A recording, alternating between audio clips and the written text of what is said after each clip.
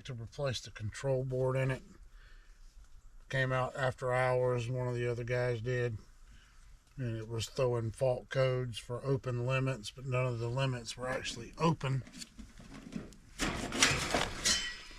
And it came to be that the solder points, is what he determined, on the back of the board were cracked, and we were having issues with intermittent lockouts on faults for limits that actually were not a problem. And I'm going to run it real quick just to confirm our problem. The thermostat should be off. Homeowner's not here. They did leave the front door unlocked. So I'm going to run it, see if I can get it to recreate the problem. Usually when that happens, it's the back of the plugs here, these plug connectors there. Sometimes you can just wiggle them and you can get it to go in and out, but it was giving him faults for a couple of different limits being open on it. It would run and suddenly out of nowhere it would just shut off, go into a lockout. The limit that it would indicate was open would actually still be closed. So that's typically going to be a crack or an opening in the solder point on this thing. And let me take a look up here at the sticker real quick just to be sure. Everything matches up. 3174 Nancy Oscar John 7 G. So we are at the right furnace. Whenever I come back to do the repair, if I wasn't here originally, I'd obviously, if it was the only system on the house, that would be it. But I just want to make sure. He did specify the lower system in the crawl space, but I typically always like to double check before I start tearing something down and I am working on the right unit. And we're going to go down here between common and W. Confirm that I do not have a call from the thermostat, which I do not. And there is 28 volts on R. So let's jump it out real quick and see what it does. See if I can get it to recreate the problem. I typically like to do that as well. We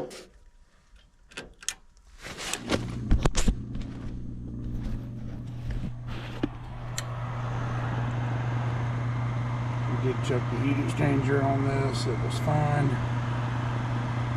And everything ran fine as long as it didn't go out on a lockout. So we've got our fast blink there.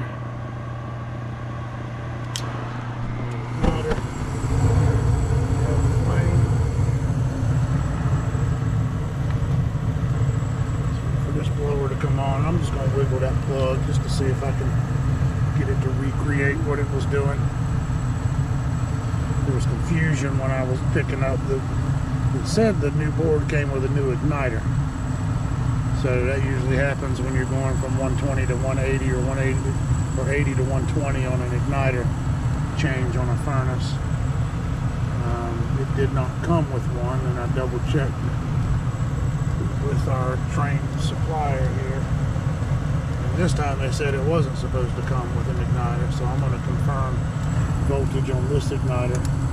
I do keep an 80 and a 120, but the box for the new board does say 120 on it. I'm going to confirm that this already has a 120 igniter in it. I'm just going to check the voltage next time I start it. Yeah, there we go here.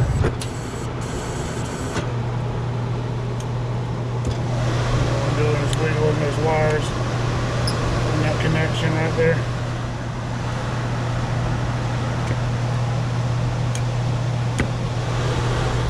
Back through, it's trying to restart. Back to a fast flash, we're back to an igniter.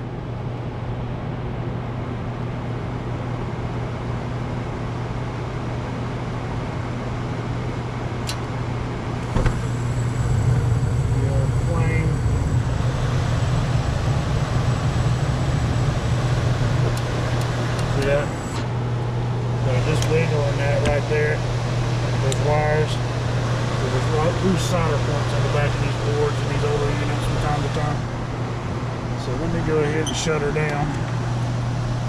And I'm real quick going to unplug this igniter and restart it and confirm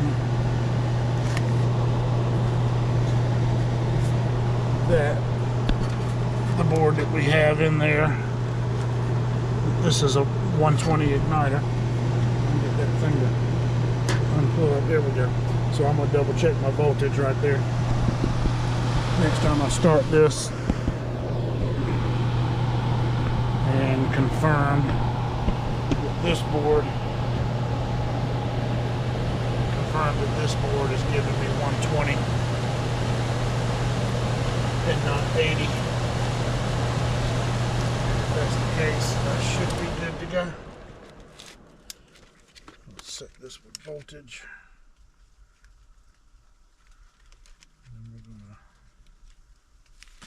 restart this thing again.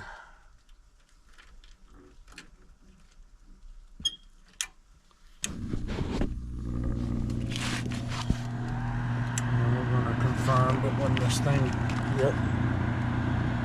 So it's sending 120 volts to our igniter right there. So I should be okay just with that board and reusing this igniter.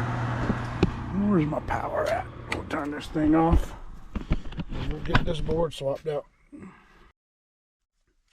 So we will start by getting our thermostat wires disconnected.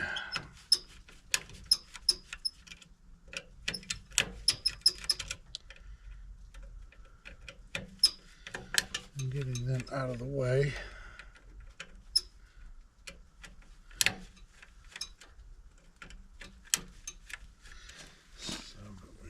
So this is going to be for our outdoor unit, our common, and then our,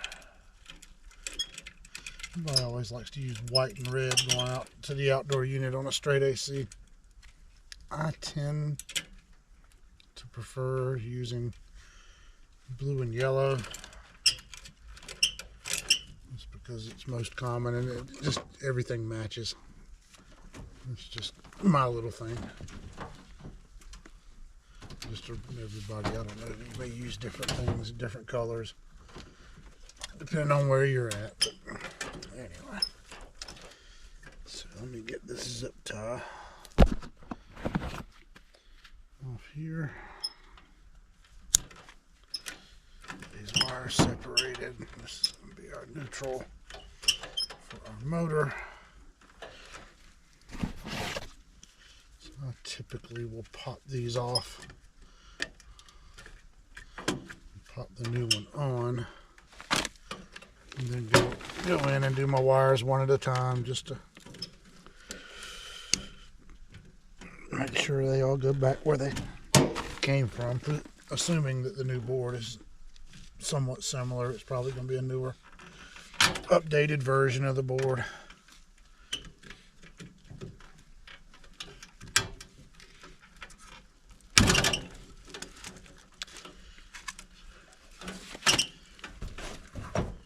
The layout, I'm assuming, will be the same. And this one's probably going to be green instead of beige, and it is. And it looks like it lays out pretty much the same way as this one. So make sure my standoff holes match up. Yeah, so we'll pop these off.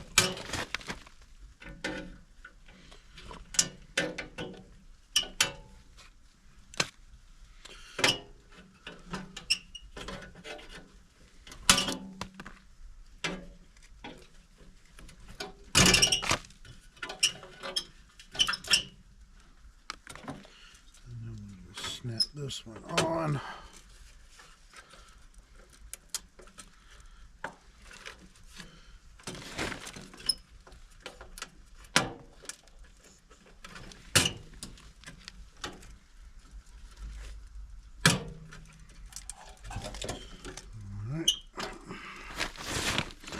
And then one at a time. Go ahead and take these plugs out. It's not usually an issue getting those back on because they only go in one spot. Typically all your neutrals are going to be white, so they will all go across to your neutrals.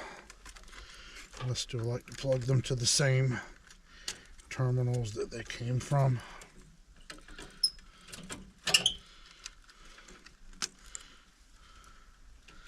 That one is there. And this one is on the end. Go ahead and get the large plug in, which is typically the one that's going to have all your low voltage circuits for your safeties, your gas valve, things like that on it. And then this one will have it's typically for the draft motor and your igniter, your neutral, and your hot for your draft motor. And your igniter. The first one's going to be our cooling speed. And now these are located differently. On this board, they're all on the side. On the new one, some of them are across the top. So cooling speed now goes there. Our heating speed now goes here. Then our two unused will go to these two terminals here, which are labeled park. And the last thing we have to do is our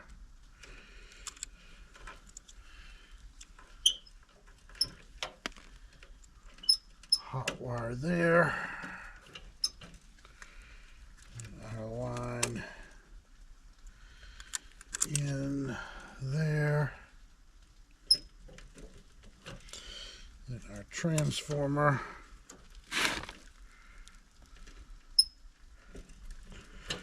goes there. And then our hum wire, which we're not really using. I don't think there's a fire in this house. I don't see one. But anyway. There was a wire there, so I'm plugging one there. Alright, so now all I have to do is get these thermostat wires hooked back up, which this is usually the most aggravating part of the damn thing here. So you get multiple thermostat wires under one screw. I'm going to bring them in from a different side this time.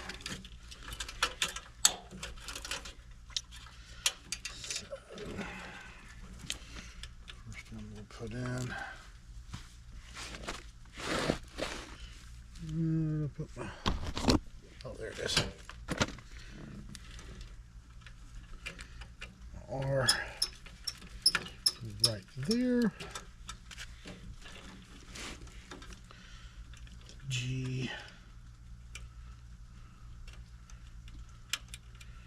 there. I already put the R under the wrong screw already. Just looking at it front angle, you get straight in front of it. Make sure your screws are lining up with the proper label for the terminal. Just R and G. And then our W, which is going to be, see, and that's why I like to use blue and yellow going to the outside instead of white and red, because you already have a red wire for R. You don't want to mix that up. Wire it backwards. You've already got a white wire for the heat, and then if you're running R and Y to the outdoor unit using red or common and Y to the outdoor unit using red and white, then you might get those backed up. So I like to use blue. That way I'm using the blue coming from the thermostat for my common, using the blue going to the outdoor unit for my common, and then I'm using the Y, the yellow, for my Y from the thermostat and my Y going to the outdoor unit. Just Just eliminates making a wiring error. Wrong white wire connected to the wrong terminal, wrong red wire connected to the wrong terminal. But it is what it is.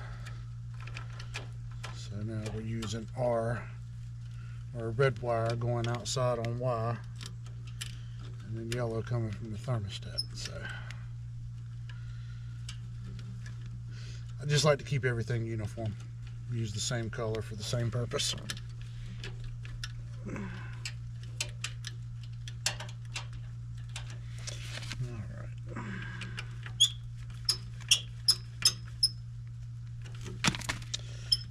Everything is wired back in. Commons, G, R, W, and Y.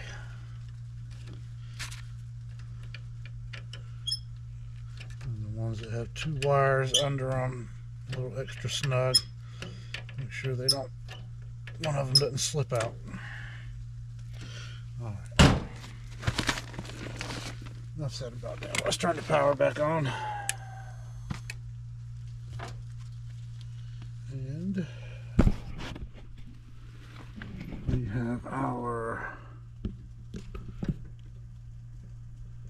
heartbeat. One flash a second. It's in basically standby mode.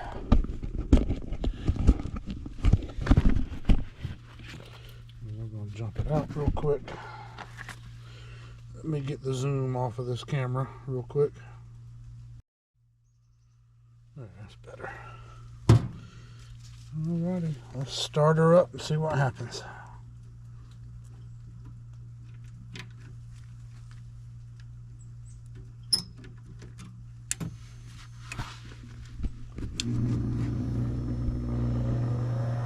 Draft motor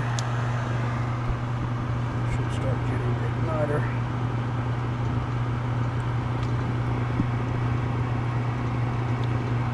Good.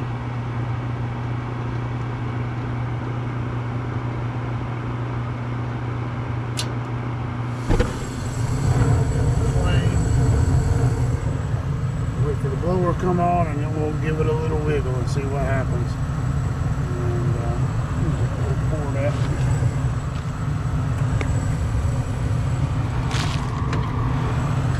Typically these things, I mean, yeah, you've got a little bit of discoloration on the back of it. Plug is right here.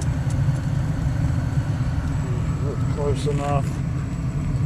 Sometimes you'll see the openings on these solder points where it's come loose. I don't know, 2 or 3 of them, maybe one of them, I don't, whichever one your fault was on. Then you just get an intermittent connection. The unit vibrates when it runs. This thing's by the blower, heating, cooling, contraction, expansion. You just get intermittent loose connections on whatever terminal, whatever fault or switch that goes to, whether it's the primary limit or rollout pressure switch, and you'll get intermittent faults, then you really don't have a problem. So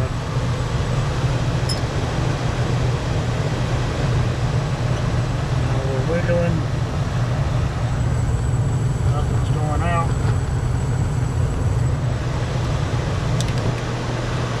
Well, I went out that time because my jumper came off. That back on and moved out of the way. So yeah, my jumper came off, so we'll wait for it to start back. But I'm pretty sure we've got our problem resolved.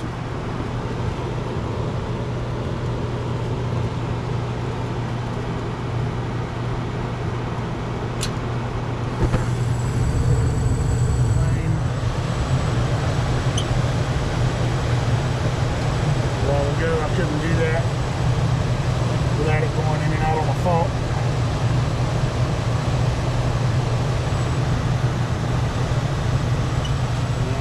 You get bad solder points on the back of these boards. on the back of the plug. So if you're getting faults on these things, Goodman's famous for it too. Typically it's these White Rogers boards, matter of fact, but you'll get faults, you'll get there, you'll run it, and it'll run fine, and then they'll call you 2 days later, it's back out on a fault. You get there, it's locked out, it tells you your limit's open, your rollout's open, something along those lines, and you check it, and it's actually closed. But typically it's going to be the solder points on the back of your board. So anyway, guys, this one's fixed, and move on to the next one. Appreciate you watching, like, subscribe, and see you next time.